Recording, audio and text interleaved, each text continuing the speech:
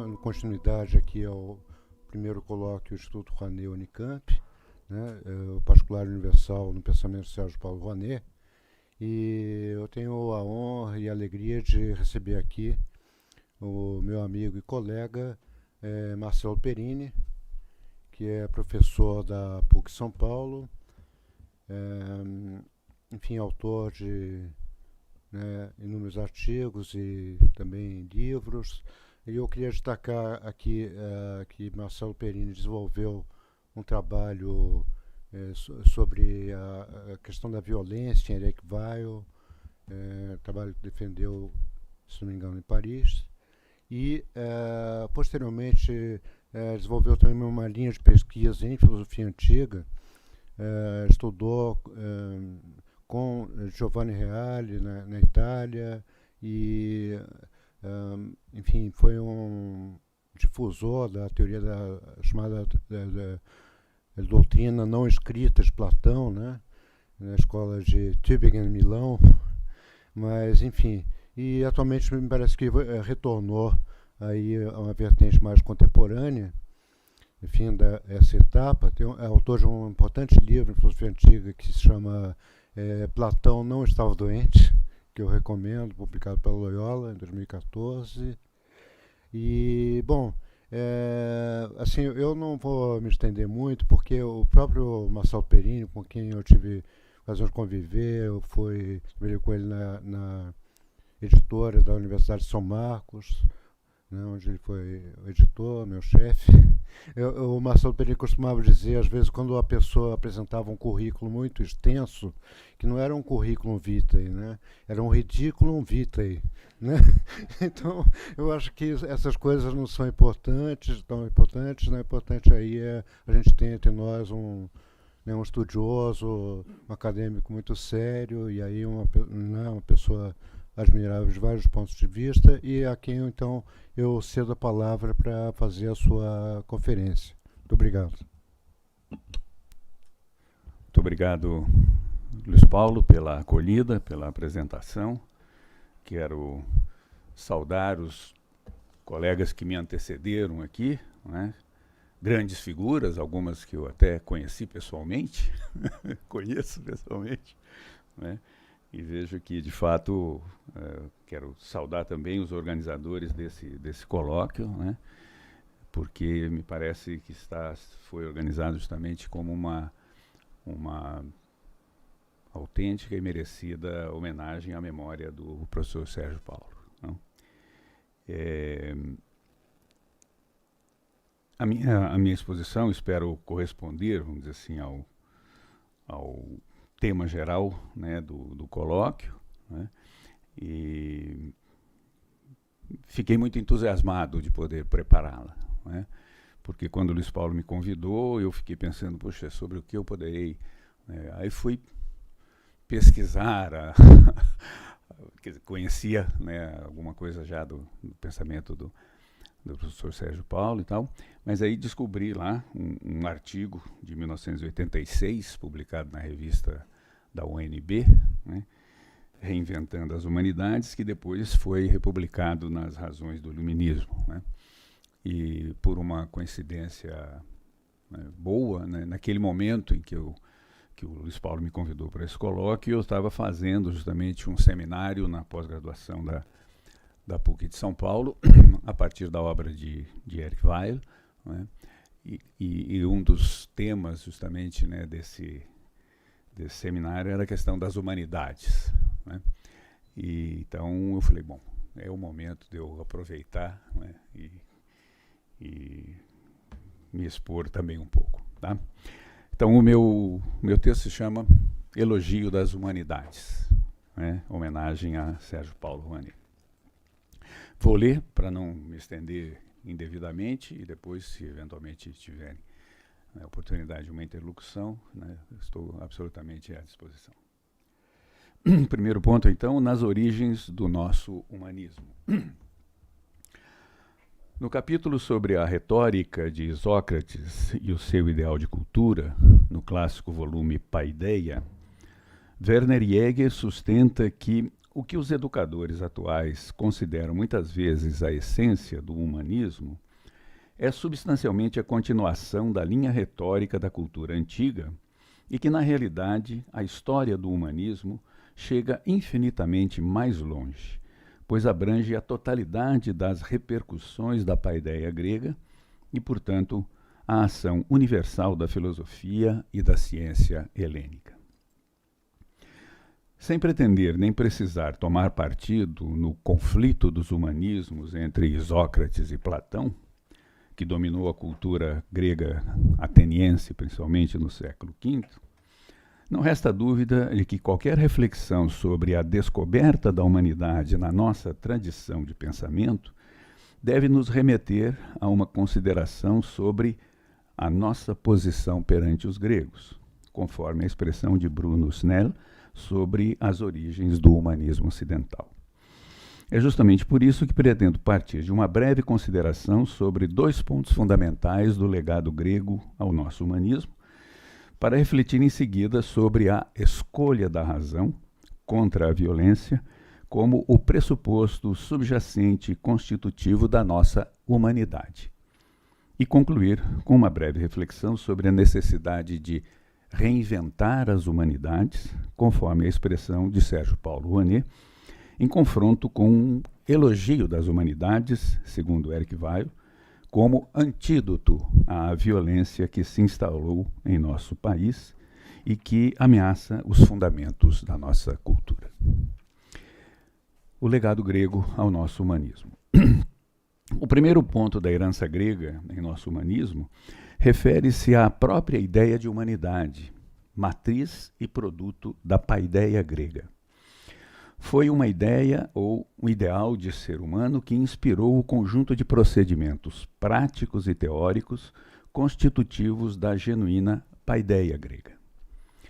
Como observou Werner Jäger, o específico da paideia grega, em contraste com a forma de vida dos povos orientais, foi o fato de se ter constituído em torno de uma imagem de ser humano genérico, na sua validade universal e normativa, à qual aspiravam todos os educadores, poetas, artistas e filósofos. Os gregos adquiriram progressivamente a consciência de que o processo de educação consistia na modelagem dos indivíduos pela norma da comunidade, em função de um ideal que não se formou como esquema vazio, mas como uma forma viva gerada no espaço e no tempo a partir das realizações daquele povo. Ora, a ideia de humanidade que se revela na paideia grega é a do ser político, vinculado a uma comunidade constituída, ao mesmo tempo condição para a sobrevivência dos indivíduos e lugar do exercício efetivo da especificidade humana, a saber, a sua capacidade discursiva. O segundo ponto do legado grego ao nosso humanismo procede das concepções de Platão e Aristóteles sobre a origem das cidades.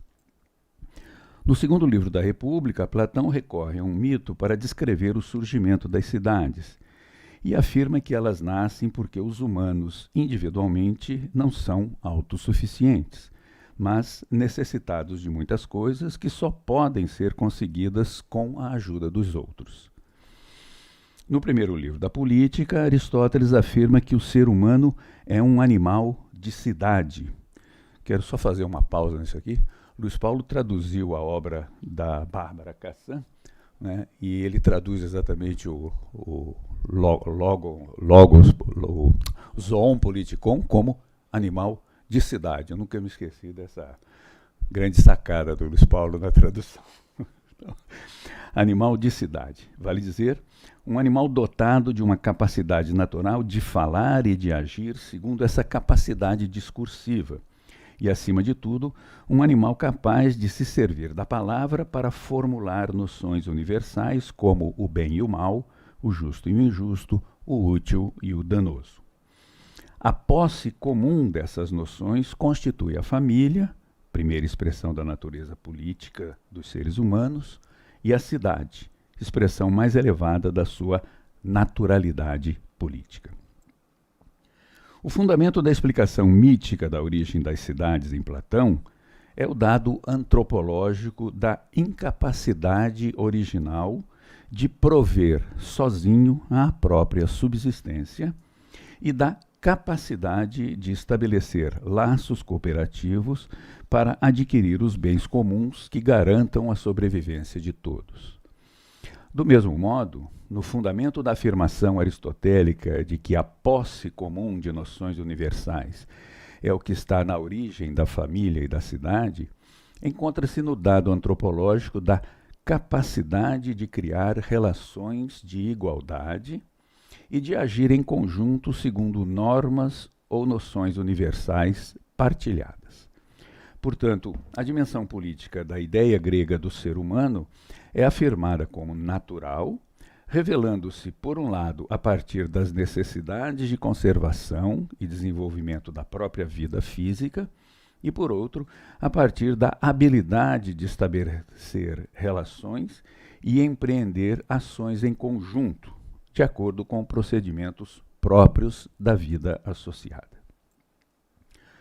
A ideia de humanidade e a ideia de cidade estão, portanto, profundamente vinculadas na cultura grega, sobre o fundamento da ideia ou ideal de educação, paideia.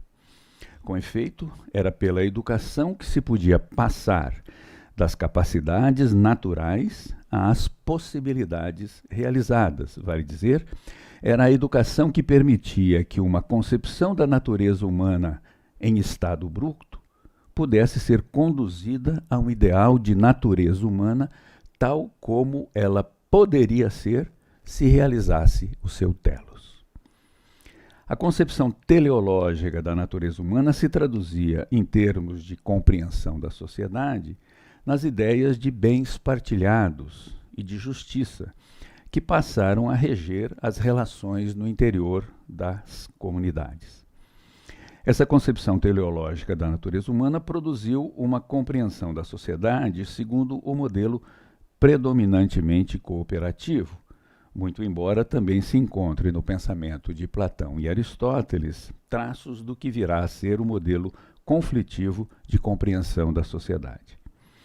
Esta observação pretende simplesmente destacar que a predominância na antropologia política e na sociologia modernas de uma concepção do ser humano como ser de conflito, mais do que de cooperação, não exclui definitivamente nem torna obsoleta a concepção clássica da qual decorre uma compreensão da sociedade como comunidade política estruturada em torno de nações universais, de bens partilhados e de justiça. Segundo ponto, a escolha da razão.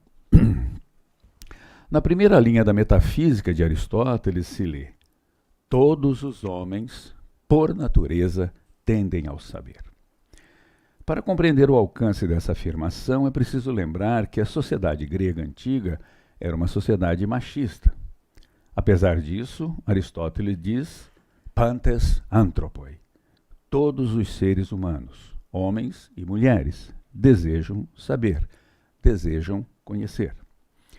A sociedade grega era também escravagista, mas, para Aristóteles, os anthropoi são todos, tanto livres quanto escravos.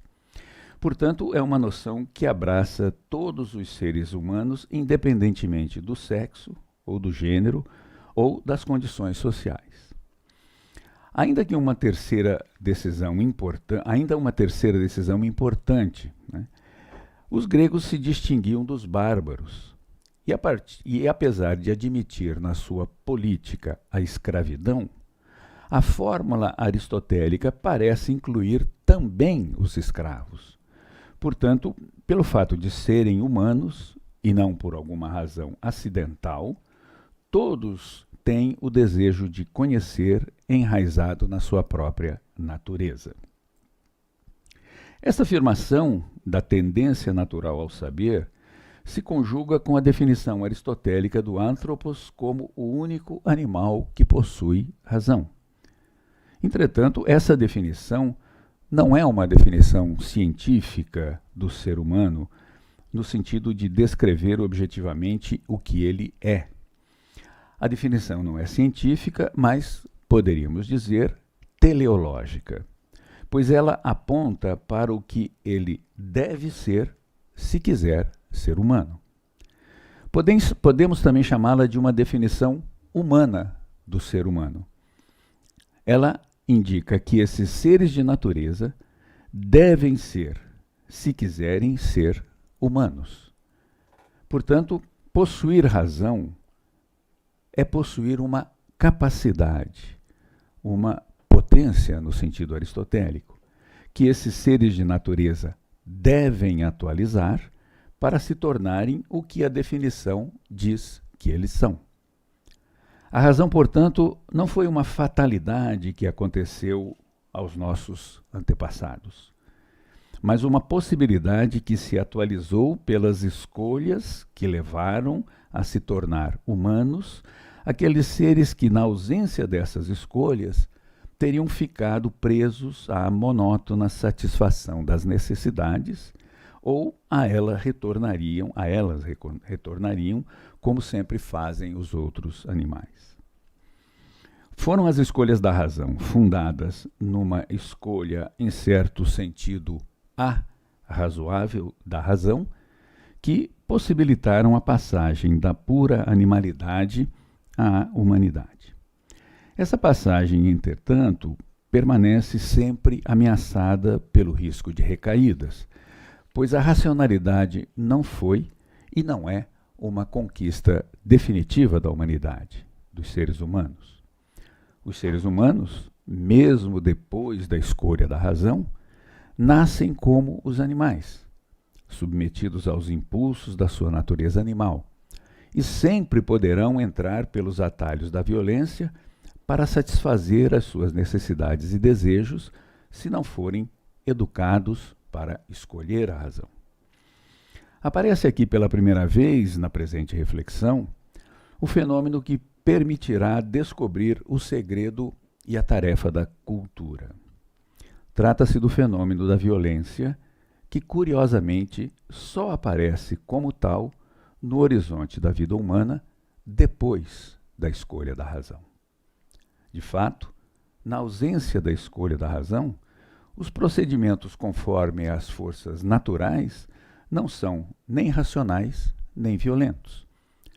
Por admirável que seja o funcionamento de uma colmeia ou de um formigueiro, neles não temos, rigorosamente falando, adequação de meios afins, para mencionar apenas um dos traços que definem a racionalidade humana. E por chocante que possa ser o raio que fulmina um camponês ou o predador que devora a sua presa, neles não há propriamente falando violência. Esses fenômenos só podem ser ditos, chocantes ou violentos pelo ser humano que, ao falar deles, os introduz no mundo das palavras, ou, o que é o mesmo, da racionalidade. O surgimento do fenômeno da violência no horizonte da vida humana revela uma dualidade do ser humano. Ele é o único animal que pode ser racional e violento. Mais ainda, ele pode ser violento porque racional. Essa dualidade é constitutiva dos seres humanos porque nascemos sempre como animais, e é a escolha da razão que faz aparecer a violência como a outra possibilidade da razão. A violência é uma espécie de sombra que acompanha o ser humano a partir do momento em que ele se afirma como um humano pela escolha da razão. Só existe sombra quando há luz, e a violência só existe à luz da razão.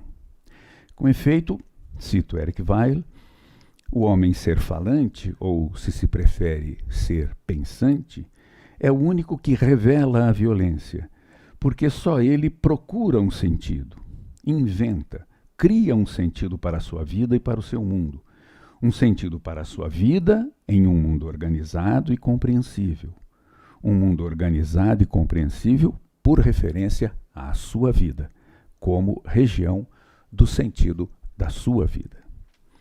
A violência como realidade exclusiva do mundo humano, como aquilo com que os seres humanos têm a ver quando se trata da constituição da sua humanidade, independentemente de suas manifestações empíricas, naturais ou animais, não é simplesmente um dado redutível à materialidade de um gesto, de um evento, mas se encontra na significação, na interpretação que o ser humano dá ao gesto e ao evento.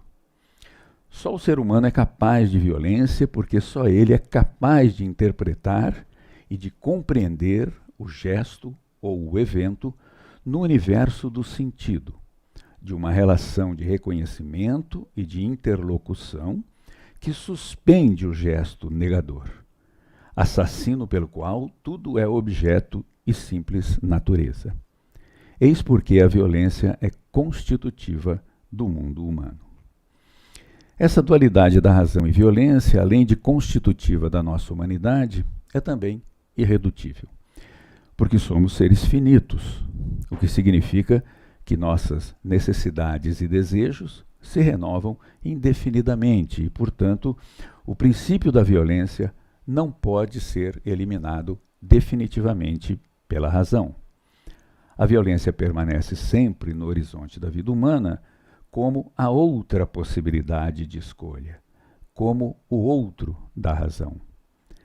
E o que é mais grave é que esse outro pode ser escolhido conscientemente, vale dizer, com conhecimento de causa.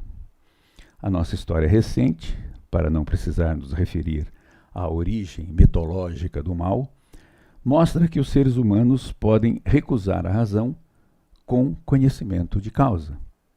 Podem escolher a violência mesmo depois de ter levado a razão às suas extremas possibilidades.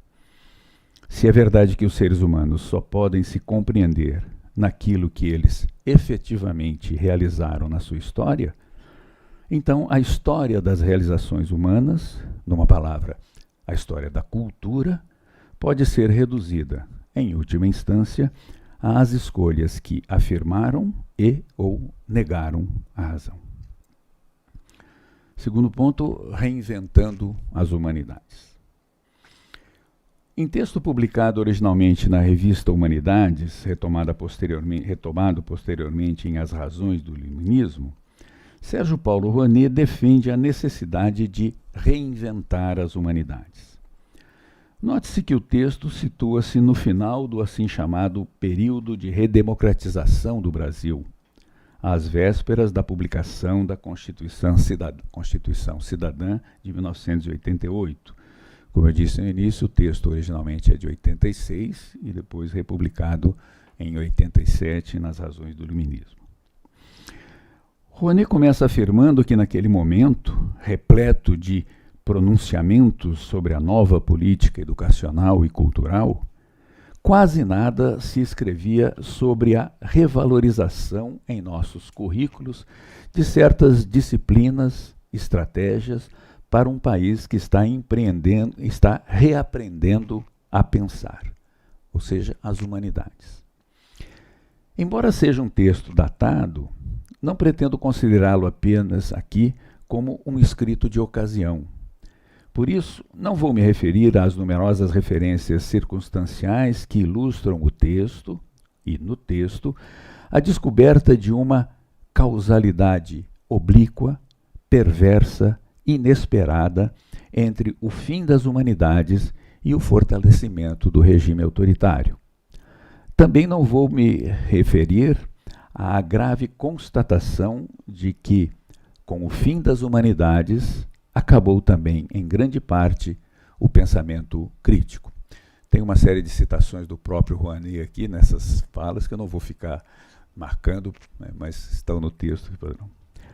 O que pretendo, ainda que brevemente, é evidenciar que a necessidade de reinventar as humanidades no final de um período que passou da crase à crise, isso é do Rouanet, permanece uma exigência a ser respondida no momento de reconstruir um país.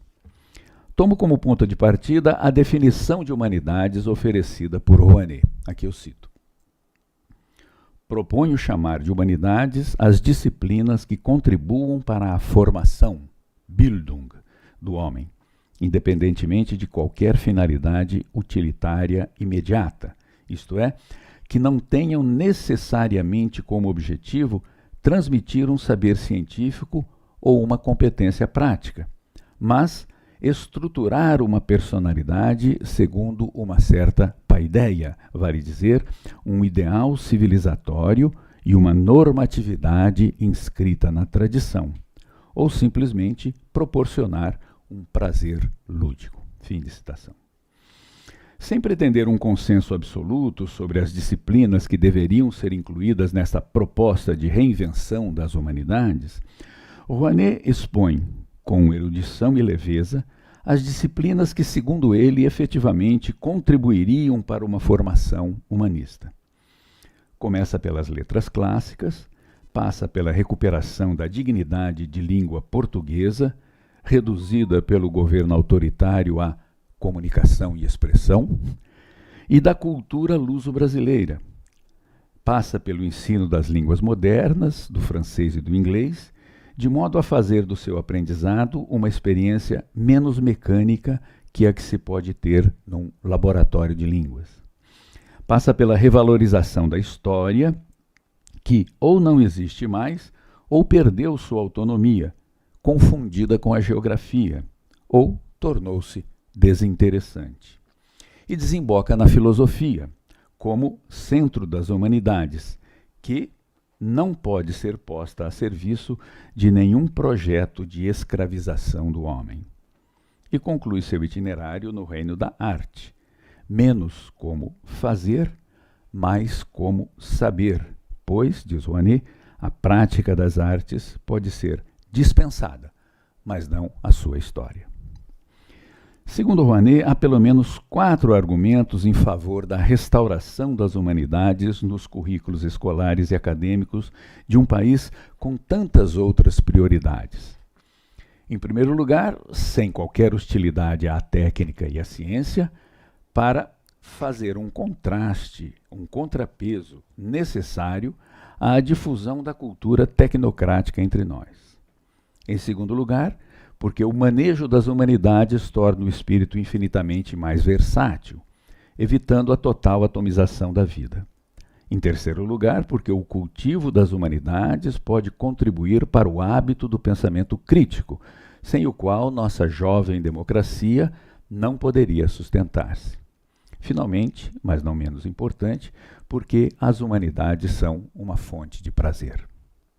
Entretanto, para Rouanet, resgatar as humanidades nas condições atuais de então do Brasil supõe 3 rupturas com a pedagogia tradicional, com a tecnocracia e com o populismo.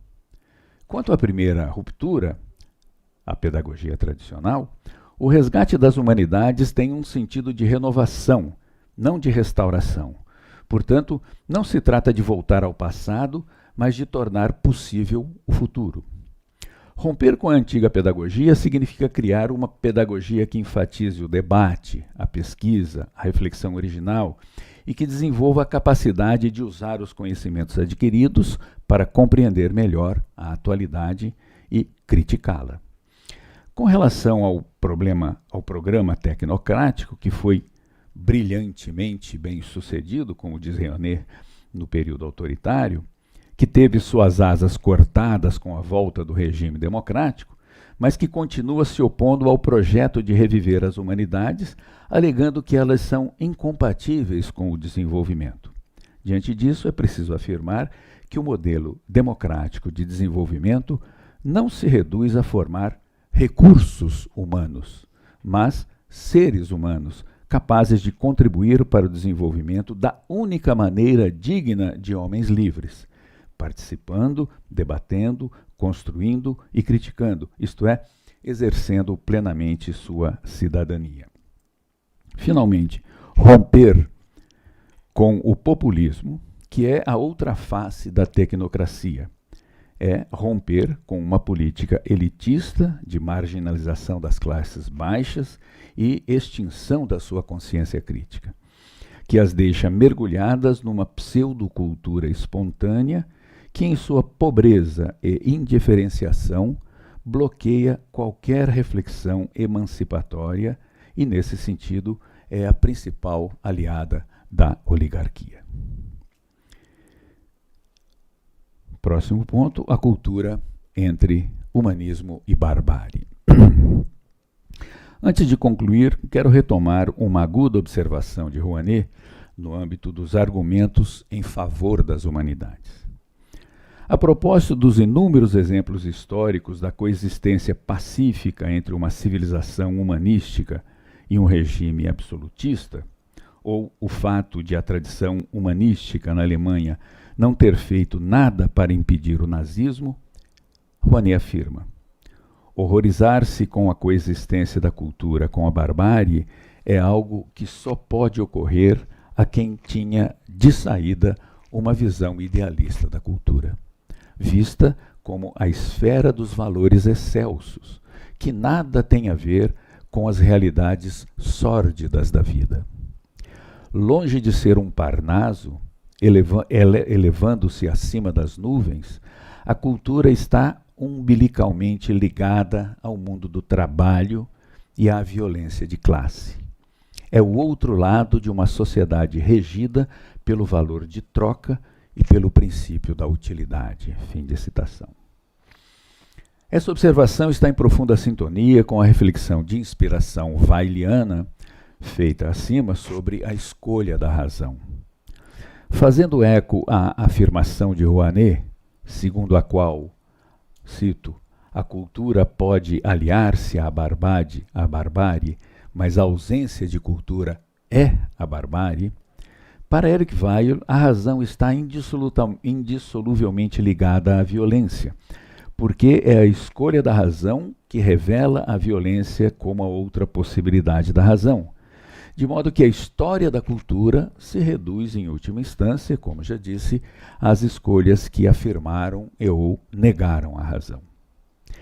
Evocando Weil a mesma frase de Goebbels que Rouanet cita, ou seja, que ele sentia vontade de sacar o revólver quando ouvia falar em cultura, Weil afirma que o homem culto se distingue de todos os outros por um único traço, mas suficiente para fazer dele um monstro e um objeto de desgosto para todos os demais. Ele reprova a violência. Ele não quer crer que haja coisas, opiniões, decisões pelas quais vale a pena morrer ou matar.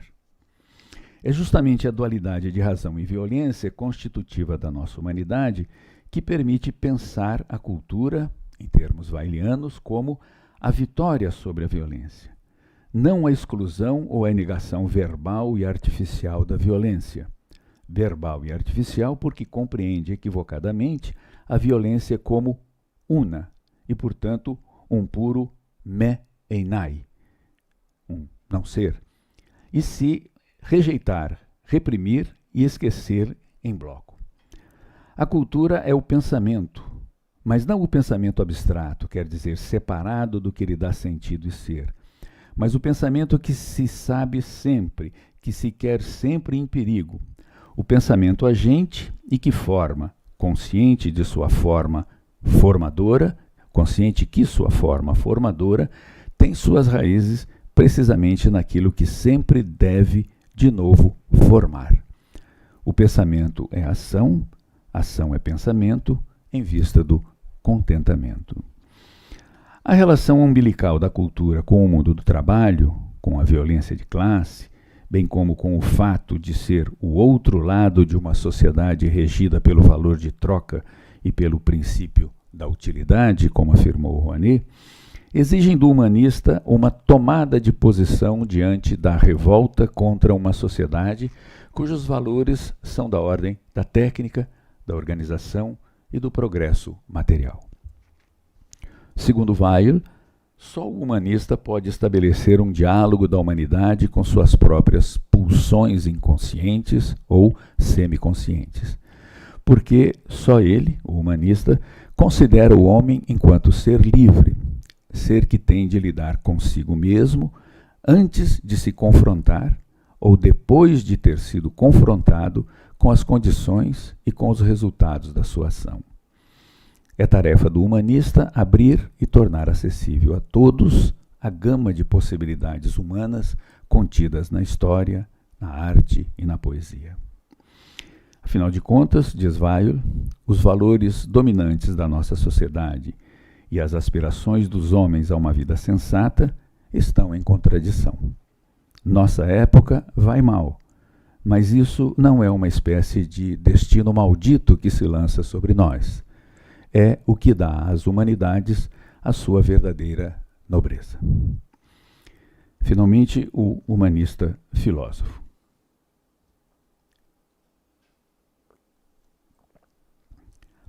A meu ver, é nas vestes do filósofo que Sérgio Paulo Rouanet endossou de maneira exemplar a veste do filósofo. É ali que podemos encontrar aquele humanista capaz de estabelecer o diálogo da humanidade consigo mesma. Com efeito, afirma Eric Weil, o humanista mantém o diálogo com o seu próprio passado cultural, de modo a poder apreender o que é característico da sua tradição, tal como ela continua sempre viva em seu presente. Seu problema é compreender esse presente pela apreensão da presença do passado que o modelou, mesmo antes que o presente começasse a remodelá-lo. Ele encarna a consciência cultural do seu tempo. Como consciência cultural do seu tempo, o humanista é filósofo na medida em que não teme os desejos, nem as necessidades, nem mesmo a morte, na medida em que sabe que pode negar todos os desejos, mas não pode negar o desejo. Sabe que não pode esperar uma vitória definitiva sobre as necessidades e que pode até mesmo perder a vida para permanecer fiel à escolha da razão. Mas enquanto filósofo, teme apenas recair na violência, porque é alguém que ama a sabedoria, mas não é sábio, e embora possa ser sábio por alguns momentos, ele conserva sempre as características da sua natureza animal. Portanto, o que o humanista filósofo teme não é a violência exterior que os outros ou a natureza lhe impõem, mas é a possibilidade da violência que está inscrita em sua natureza animal, isto é, a violência potencial que não pode ser erradicada, mas apenas contida ou transformada. O humanista filósofo teme essa violência porque sabe que só ela pode impedir que ele se torne o ser humano pleno, e, se for o caso, um sábio. Com efeito, é por causa dessa possibilidade de violência que ele nunca está seguro da sua razão. Ele só poderia estar definitivamente seguro da sua razão se toda a humanidade estivesse convencida, como ele está, de que só a razão pode alcançar a vitória sobre os descontentamentos provocados pelas necessidades insaciáveis e pelos desejos insatisfeitos. Mais exatamente, ele estaria seguro da sua razão se todos estivessem convencidos, como ele está, de que a razão é contentamento.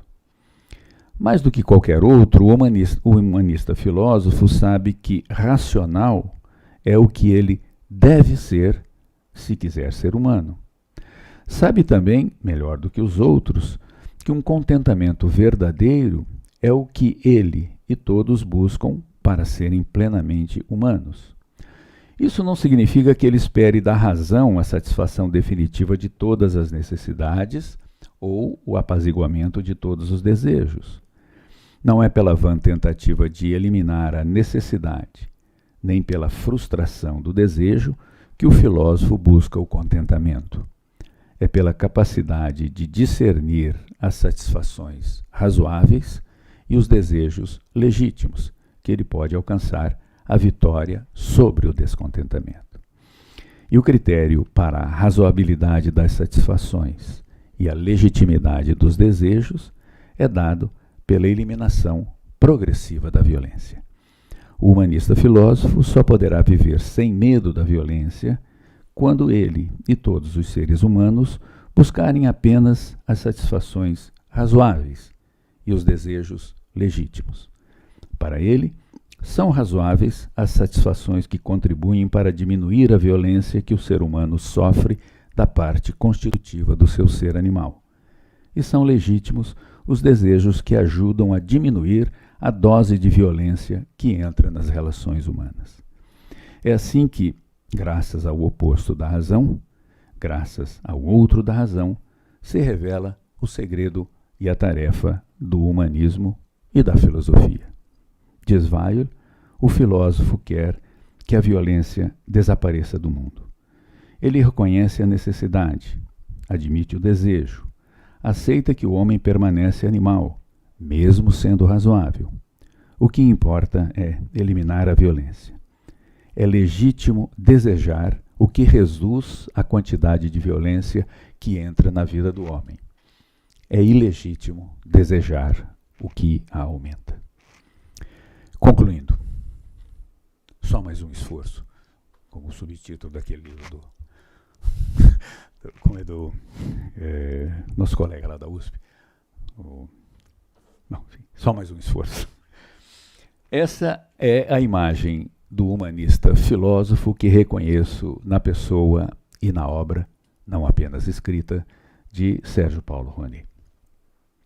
Dos poucos, porém sempre agradáveis contatos pessoais que tive com ele, graças aos laços de amizade com Luiz Paulo, conservo a lembrança de um homem de cultura que não buscava a eficácia no imediato, de um pensador dessa história do presente que se chama política, de um filósofo para quem a renúncia à ação no imediato não foi mais que a condição para compreender a ação, a paixão e a violência, oferecendo assim à política a maior contribuição que um filósofo pode oferecer, a saber, permitir compreender que o progresso para a não violência define para a política o sentido da história.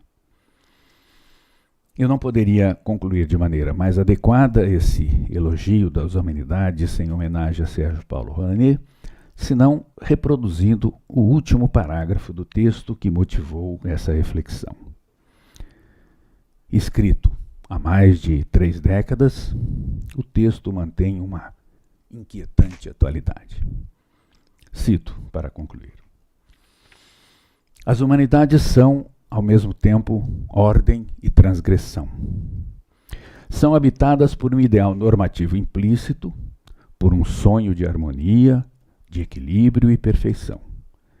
Mas como essa ordem está permanentemente em contradição com todas as ordens existentes, elas são permanentemente transgressoras. A busca da ordem passa pela transgressão, o que significa que elas só podem realizar-se na democracia, a mais frágil das construções humanas e a mais valiosa.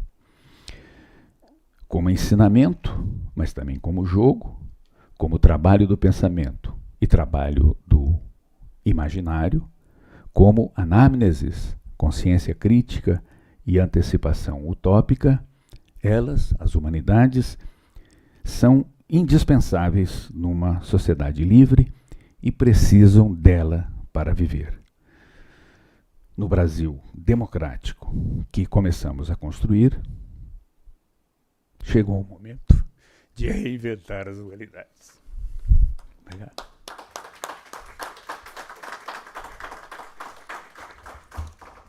Eu agradeço muitíssimo a sua palestra e nos deu muito prazer em ouvir, né? E ontem o professor Jacóia falava da disciplina do texto, né? E eu acho que a sua conferência mostrou isso, quer dizer, como é possível, ao mesmo tempo, se manter fiel às exigências metodológicas, de exegese do texto, e ao mesmo tempo extrair disso reflexões, ensinamentos para pensarmos o nosso presente e, quem sabe, o nosso futuro, né? E também eu acho que destaca realmente o potencial, quer dizer, acredito que há muita coisa aí para nos escritos, né, de meu pai, que nos motivem a ir adiante, né? Quer dizer, a partir daí puxar outras reflexões, outros caminhos, como foi destacado também na mesa anterior e pelo Fernando de Samoreira, né? Então, para não ficarmos apenas no novo pelo novo, dando novidades, né? No sentido, tudo bem, mas então vamos seguir em frente. Bom, vamos seguir em frente, mas com alguma base, né? Quer dizer, outros já vieram antes de nós e já trilharam alguns caminhos, tal. Então não vamos começar do zero, né? Então eu acho que a sua fala mostra essa necessidade de nos ancorarmos nesses passos desses que nos antecederam para podermos continuar nesse caminho, né? Mas eu não queria aqui monopolizar a fala, eu queria perguntar se alguém teria alguma colocação a fazer, alguma pergunta a fazer, eu passo a palavra ao público aí.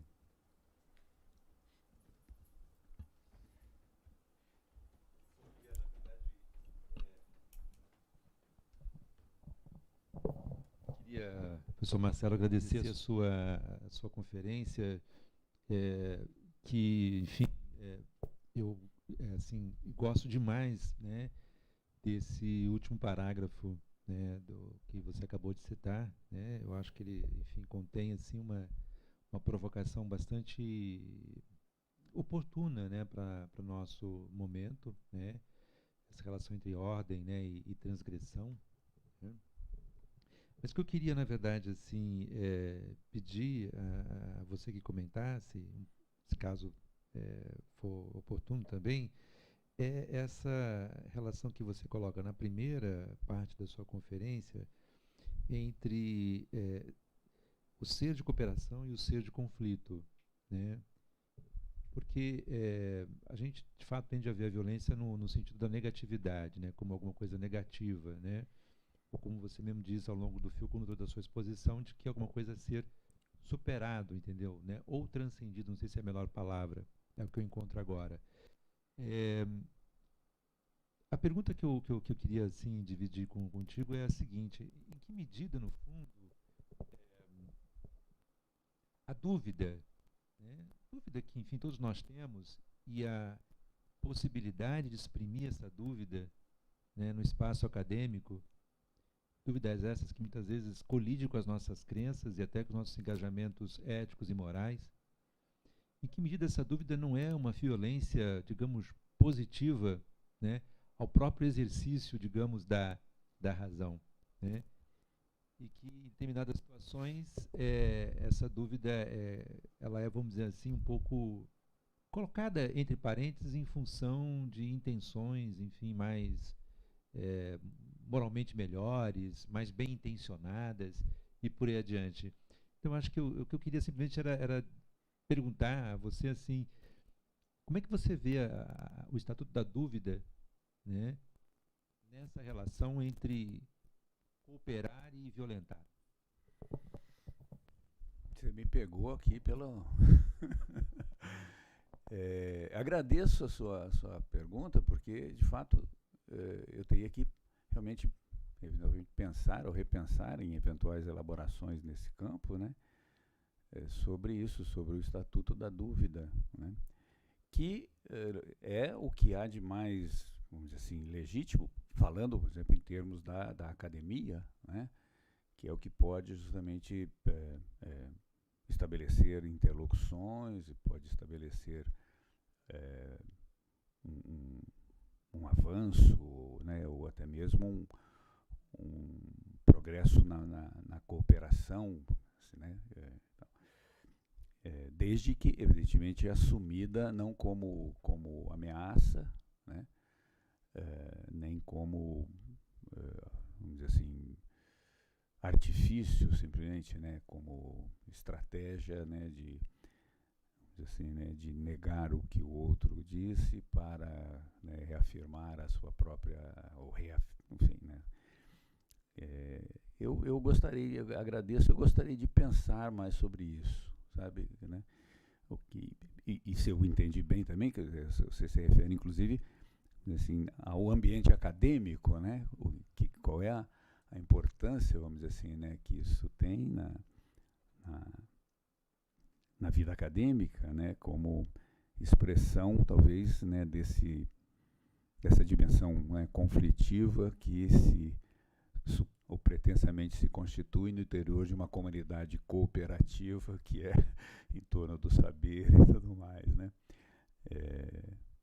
Lembrando a fala do colega anterior, né, que o colega de departamento foi a invenção do demônio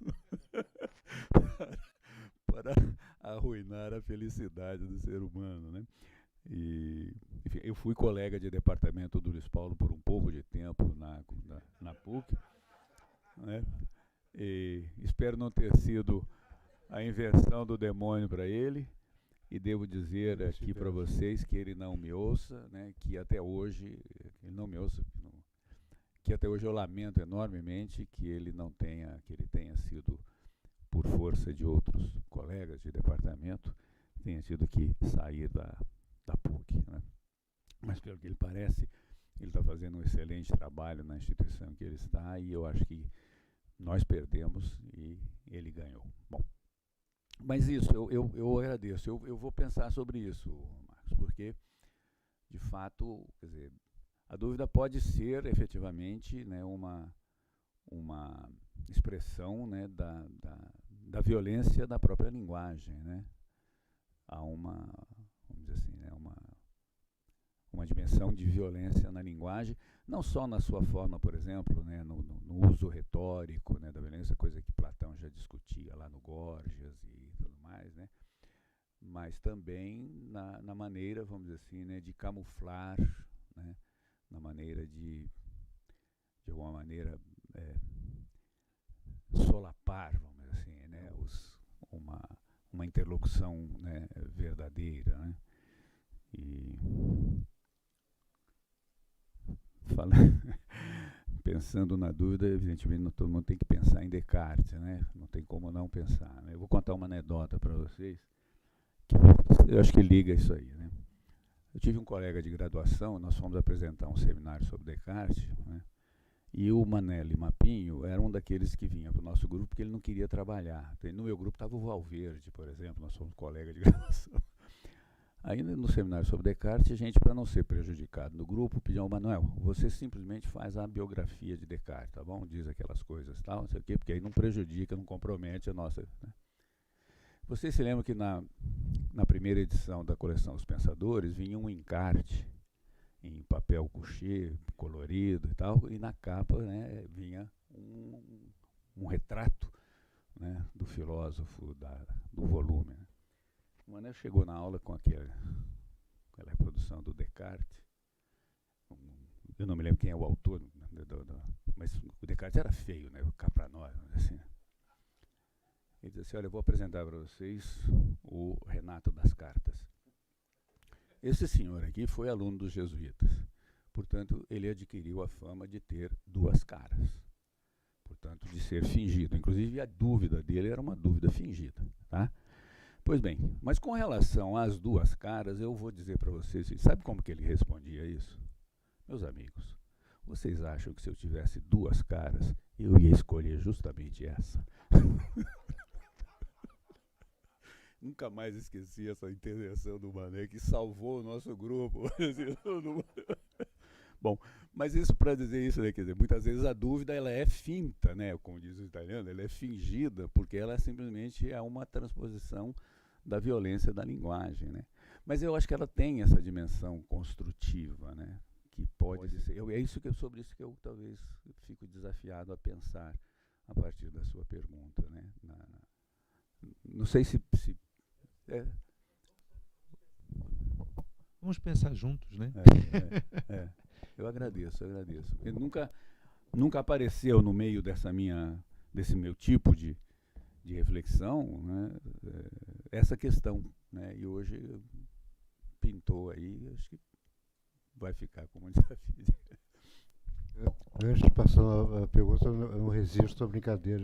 Finalmente nós descobrimos a identidade do gênio maligno de Descartes. É o colega de departamento. Né? O colega de departamento é o gênio maligno. Vamos lá. Bom, antes de mais nada, agradecer aí a fala e ir direto para uma questão que eu acho que se articula um pouco com o que o Marcos trouxe, que me chamou a atenção acerca da violência, do que fazer com a violência, né?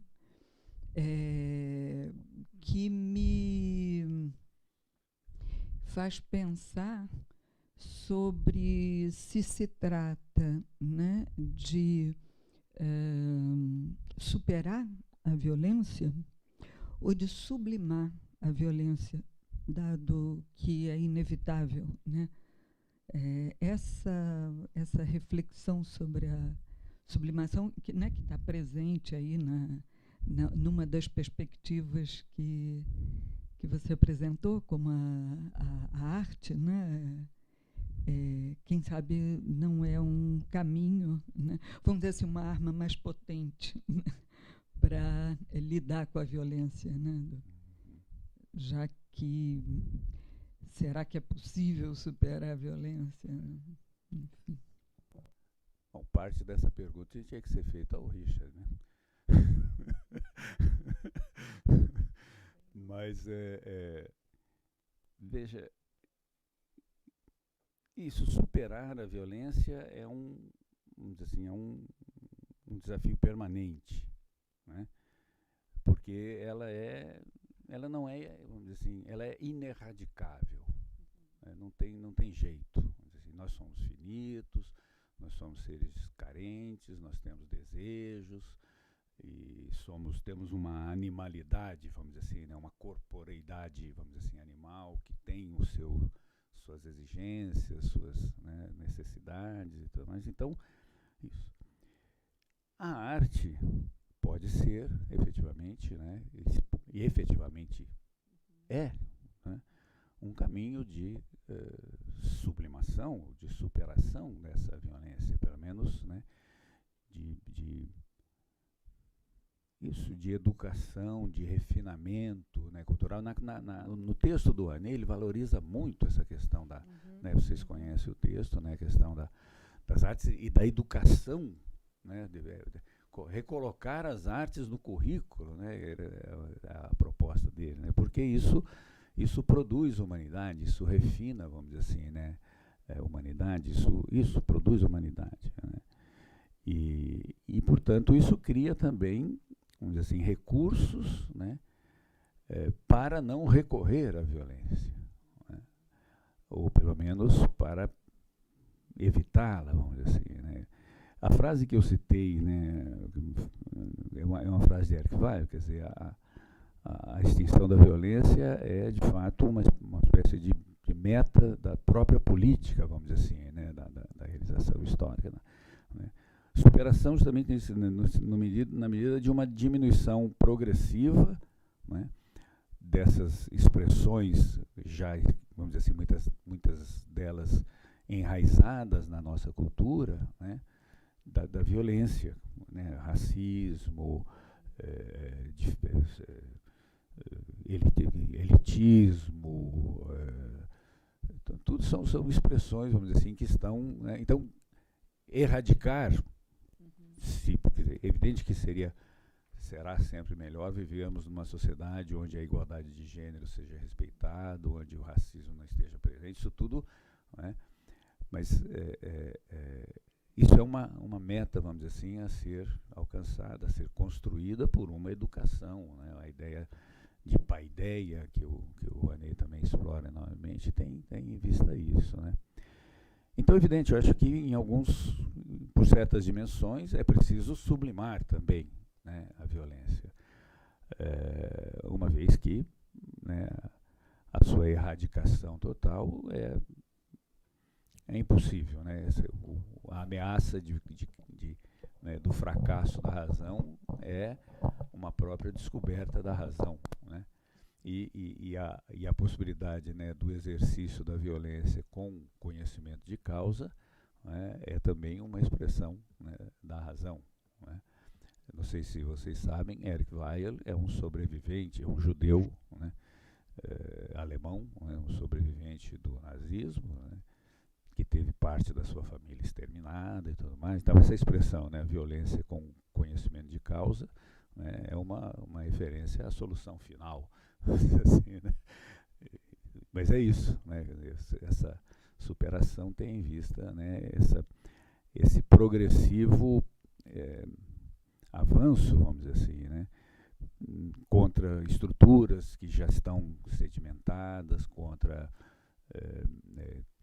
preconceitos, contra enraizamentos culturais que precisam ser, né, transformados, alguns deles amarteladas, né, mas, portanto, assim, com força, assim, mas precisam, né, do contrário, não sei. Mas eu acho que sim, a arte pode nos ajudar, enquanto sublimação, assim, pode também ser integrada nesse processo de superação, né, de algo que nunca poderá ser totalmente superado, né? Bom, mais uma última pergunta, daí depois eu acho que a gente vai precisar encerrar, mas por favor, professor. Marcelo, a minha pergunta é sobre um tema que perpassou um pouco essa fala, mas ficou meio assim no background, né? Que é a relação entre humanidade e animalidade, né? Porque quando você fala assim de reinventar as humanidades, né? Ou seja, reinventar o humanismo, né? Assim, mais ou menos classicamente o humanismo teve mais frequentemente, pelo menos no pensamento moderno, associado assim a uma ideia de uma excepcionalidade humana, ou seja, a realidade humana ela é uma exceção à ordem natural, ela está fora. Aquilo que faz o ser humano humano é aquilo justamente que extrapola aquilo que pertence à natureza, assim, a sua corporeidade, a sua animalidade, seus instintos, seja lá o que for. Ou seja, a humanidade se constitui, ou seja, para a gente ser humano, a gente tem que deixar nossa animalidade para trás, a gente tem que, de alguma maneira, deixar de ser animal, né? Romper com a animalidade, né? Assim, todo mundo, assim, mesmo subjetivamente, todo mundo sabe que nós somos animais, um tipo de primata, do ponto de vista biológico, bem típico, aliás, né? Mas a nossa relação com isso é uma relação mais ou menos que é aquilo que o Freud chamou de Verleugnung, né? Todo mundo sabe que é um animal, mas ninguém se sente ou se vê como um animal. A nossa relação com a animalidade é a mesma relação que a gente tem com a morte, a mesma Verleugnung. Todo mundo sabe que é mortal, mas a maior parte do tempo a gente se comporta como se não fosse, né? A gente bebe, fuma, corre demais quando dirige, faz tudo como se fosse imortal. A nossa relação com a animalidade é mais ou menos assim. Então, eu queria saber se você acha se essa reinvenção da humanidade, que pressupõe uma reinvenção ela pressupõe um certo trabalho de uma renovação antropológica também, né? Ou seja, de reformular o que se entende por humano, né? E que se isso talvez não passe também por reintegrar de alguma maneira nessa visão antropológica a animalidade humana, ou seja, uma espécie de ressignificação de uma revisão da significação antropológica da animalidade, né? Onde a animalidade não vai ser só, digamos assim, o outro da humanidade, o outro da razão, aquilo que você tem que superar, aquilo com o qual você precisa romper para ser plenamente humano, mas de uma maneira que possa ser integrada. Eu lembro que o Luciano Veríssimo tem uma frase que ele fala que o homem é o único animal que sabe que é irracional, né? Sei lá, né? Ou seja, captura humoristicamente essa certa antinomia entre, né? Ou seja, enfim, essa é a questão sobre se essa renovação do humanismo, né, ela não pressupõe uma certa reavaliação da significação antropológica da animalidade do ser humano. Eu agradeço, estou totalmente de acordo com a observação. Mais uma vez, é um ponto que me faz... Quer dizer, se na minha exposição, vamos dizer assim, né, estava eventualmente transmitir essa ideia ou essa percepção, eu tenho que estar atento a isso. Quer dizer, na verdade... Não se trata, né, primeiro, de simplesmente afirmar uma dicotomia, não é? Mas de compreender, né, um ser. Vou citar uma frase de Weil, que é a seguinte: Weil diz assim, né, o ser humano, o ser finito, ele é razoável e finito. E a palavra, e o mais importante dessa definição é o e. Entendeu? Nessa afirmação, o homem como ser finito e razoável, mais importante é o e, porque ele é conectivo, ele não é, vamos dizer assim, disjuntivo, vamos dizer assim, né? Então, é o que, né? Então, se por acaso, né, essa ideia passou, eu tenho até que também repensar, né, em termos de formulação, porque não se trata, evidentemente, disso. Então, eu acho que você tem totalmente razão, a ressignificação da nossa dimensão corporal é absolutamente necessária para nos compreender como seres finitos, portanto, corporais, né, e animais. Só para concluir, e até um pouco em função de uma coisa que eu falei aqui, o Luiz Paulo comentou brevemente comigo antes da conferência, né? Eu estou fazendo um curso sobre história da ética, enfim, né, na graduação, né? E recentemente, né, eu apresentei numa aula, né, Descartes, né, e na aula seguinte Hobbes, né? E eu pego uma expressão que é do Lima Vaz, está lá na sua introdução à ética filosófica, né? Ele diz que existem 2 páginas inaugurais da ética moderna. Uma foi escrita por Descartes, né? Que é a subjetividade, a dimensão, e a outra foi escrita por Hobbes. E a página inaugural da ética moderna escritura está justamente no fundamento, vamos dizer assim, né, no ponto de partida e de chegada da ética hobbesiana, que é o corpo. O Hobbes foi a primeira, vamos dizer assim, a primeira expressão, vamos dizer assim, moderna, né, de dar-se conta, né, não só pelo de corpore, mas, enfim, né, que, né, a dimensão corporal é constitutiva. Você não pode pensar, né, a ética e a vida humana sem essa, né, essa dimensão. Né. E é totalmente... Quer dizer, realmente, né, um cogito, vamos dizer assim, corporal não é o cogito cartesiano, né? Aquilo que a gente dizia, quer dizer, quando você é parado no trânsito, né, porque o seu corpo é negro, vamos dizer assim, né, quando você é agredido, ou, né, tão verbalmente, né, porque a sua constituição física, né, tem uma determinada forma, uma determinada cor e tudo mais, assim, né? Não é possível. Extrair, né? Não pode, você não pode, né, de maneira nenhuma extrair. Mas agradeço, Richard. Eu acho que se essa impressão passou, eu tenho que também cuidar de maneira a evidenciar. Eu estou convencido disso, mas talvez a formulação, né, não tenha sido tão adequada, né, de que, então, quando falo, por exemplo, né, de necessidades razoáveis, né, e desejos legítimos, vamos dizer assim, né, é simplesmente reconhecer, vamos dizer assim, uma dimensão absolutamente irrecusável. Só que justamente as necessidades, claro, você diz, claro, a gente pode comer demais, mas a necessidade de comer faz parte, vamos dizer assim, né? Existe aí vamos dizer assim, né, uma eventual razoabilidade que se impõe, né? E desejo também, os desejos, né, são infinitos, né? Precisa ver se eles podem ser, né, e o critério, então, para concluir, né, que eu anuncio, né, tanto da razoabilidade dos desejos como da legitimidade, né, da razoabilidade das necessidades e legitimidade dos desejos, é a diminuição da violência, né? E, portanto, o incremento, vamos dizer assim, né, da dimensão cooperativa, né, da vida associada, da vida em comum. Tá ótimo, eu agradeço. Infelizmente a gente vai ter que encerrar, até por necessidades corporais, nos alimentarmos, né? Mas então eu os convido a retornarem, né, às 2h30 para as atividades na parte da tarde. Muito obrigado. Obrigado a todos também. Obrigado pela atenção.